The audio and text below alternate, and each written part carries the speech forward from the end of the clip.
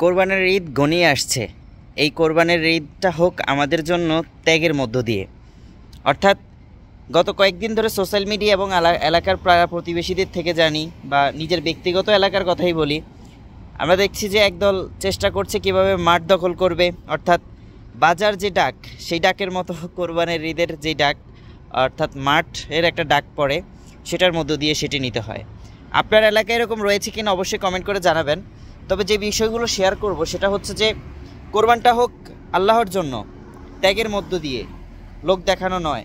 অনেকেই কোরবান দিবেন সুদের মধ্যে দিয়ে টাকা তুলে কোরবান দিবেন, কারণ কোরবান না দিলে পাড়া প্রতিবেশী কী বলবে।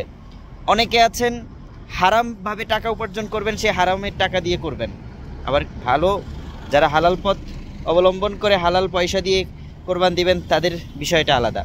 কিন্তু অধিকাংশই এখন আমাদের সমাজে এরকম মানুষ রয়েছে যারা হারাম পথ অবলম্বন করেন।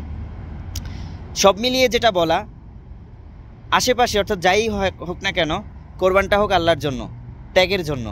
আর সেই কোরবানের সেই ত্যাগের বিষয়টাকে যখন আমরা অ্যাভয়েড করে আমরা বিশৃঙ্খলা তৈরি করে মাঠ দখল করা, কে দিবে মাঠ এটা নিয়ে প্রতিযোগিতা করা এবং মারামারি করা, এবং সব মিলিয়ে কোরবানটা দিতেই হবে, সেটাই হচ্ছে মূল বিষয়। যে কোরবানটা আল্লাহ সুবহানাহু ওয়া তাআলা কবুল করবে কিনা সেই চিন্তা মাথা থেকে উঠিয়ে নেওয়া, এই বিষয়গুলো আমাদের মধ্যে যেন না হয়। আল্লাহ সুবহানাহু ওয়া তাআলার সন্তুষ্টির জন্যই যাতে আমরা কোরবান দিই এবং আল্লাহ সুবহানাহু ওয়া তাআলার নিয়ম অনুযায়ী যেভাবে আমাদের হালাল প্রক্রিয়ায় হালাল উপার্জন দ্বারা আমরা কোরবান দিই। অর্থাৎ আমার সমাজে কোরবান না দিলে মানুষ কি বলবে সেই চিন্তা যদি মাথায় থাকে, কোরবান কি আল্লাহ সন্তুষ্টির জন্য আপনি দিলেন তাহলে।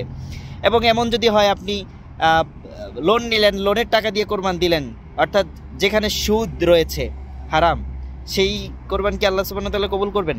এবং এমন হতে পারে যে আপনি হারাম পথ অবলম্বন করে হারাম টাকায় রোজগার করেন, সেই টাকা দিয়ে আপনি কোরবান দিচ্ছেন, সেই কোরবান কি আল্লাহ কবুল করবে তাহলে? এবং হতে পারে আপনি কোরবান দিতে গিয়ে আপনি মানুষের সাথে খারাপ আচরণে ব্যবহার করলেন, গরু কিনতে গিয়ে মানুষকে ঠকালেন, সেই বিষয়গুলো যদি আপনি চিন্তা করেন, তাহলে কি আসলেই আপনার কোরবান কবুল করবেন আল্লাহ সুবহানাহু ওয়া তাআলা? আসুন, কোরবানটা হোক আল্লাহ তাআলার সন্তুষ্টির জন্য এবং সেটি হোক হালাল প্রক্রিয়ায়। ধন্যবাদ।